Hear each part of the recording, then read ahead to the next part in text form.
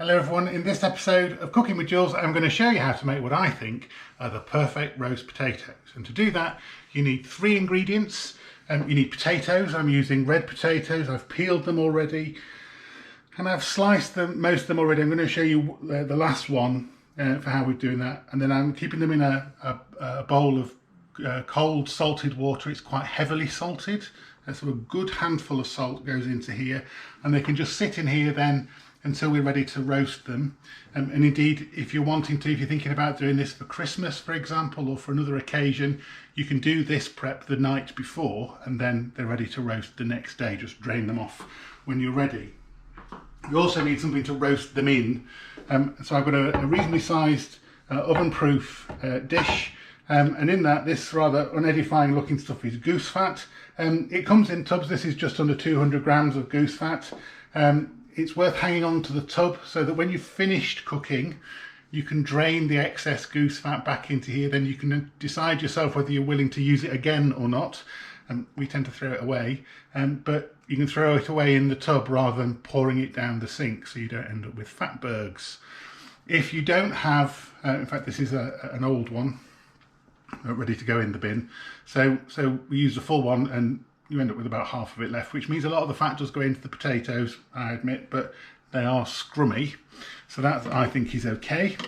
If you haven't got goose fat, you can use duck fat. You could use beef dripping if you really want to. I don't really like them with beef dripping. Or you can use vegetable oil. I wouldn't use olive oil. You want an oil with a high smoking point for that. So this bit's really easy. I'm going to put this into the oven at 220 degrees C. I don't know what that is in gas mark. It's probably about gas mark 6 or gas mark 7 even, a hot oven. And this can just sit in there now until we're ready to start roasting the potatoes. The potatoes are going to take, how long will the potatoes take? About an hour and 15 minutes to roast. Okay, but let me just put this in the oven and I'll come back to you. So that goes in to melt and heat up. In the meantime, we can finish off the prep of the potatoes. I've just got this last one to do. So I'm going to do what's called hasselbacking them. So I'm just going to cut the potato in half. If it's a large potato, then cut it into 3 or even 4. Place it on its flat side down. Now I tend normally to hold it like this because it lets me have some stability, but so that you can see what I'm doing, I'm just cutting down almost all of the way through, but not all of the way through, and probably about 5 millimeters apart. I'm just going to go all the way through to the edge. So that's that one done. Into the water. And we'll do this one as well.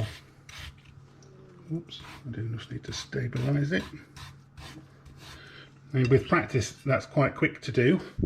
It sits in the water now, salted water, until we're ready to roast them. Don't need to do anything else to them.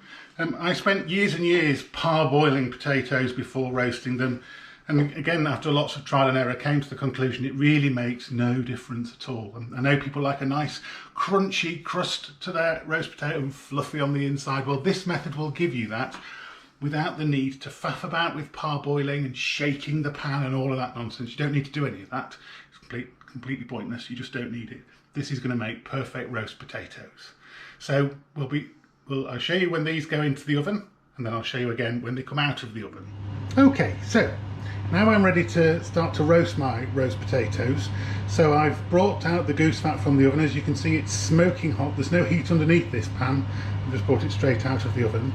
And I've drained my potatoes. We don't want to put wet potatoes into the very hot goose fat, otherwise you're going to end up burnt. Okay, so I've just drained them on a piece of kitchen towel. And then with a pair of tongs, carefully, you just pop them into the pan, one at a time. Take your time. With this, you don't want to splash yourself with this. The goose fat is very hot.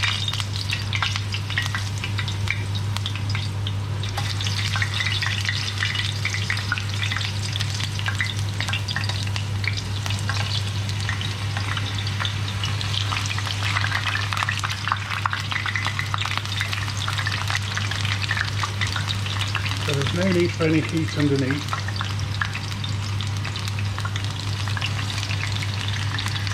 My dish will hold its heat once I'm putting the potatoes in.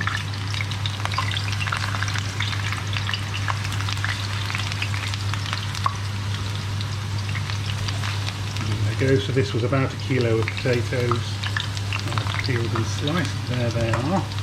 And I just need to baste them a little bit with some of the goose fat before putting them in the oven. I'm just going to do that carefully. I'll just show you one or two of these.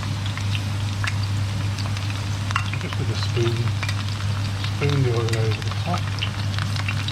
Remember, you can use duck fat, you could use beef dripping, you could use vegetable oil.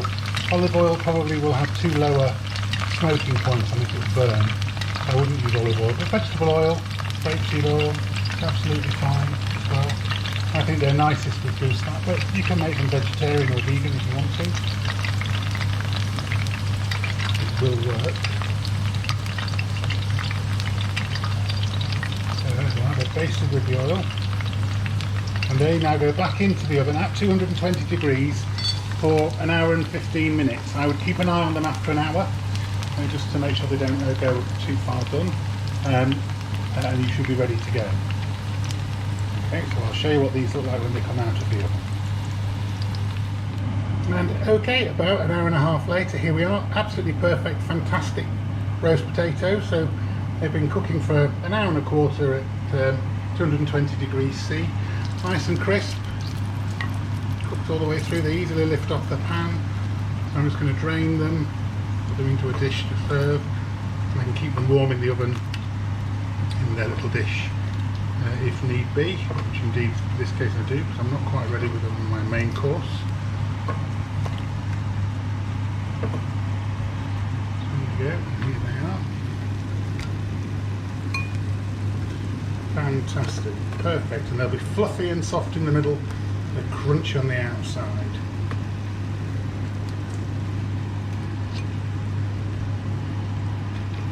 Absolutely marvellous, perfect perfect roast potatoes. With the pan, let the fat cool down till it's completely cold, and then pour it either into a container so you can reuse it, or into a container so you can dispose of it responsibly. Don't pour this fat down the sink. And that's it. I'll leave the ingredients up. There are only 3: potatoes, salt water and goose fat. You'll need to make these.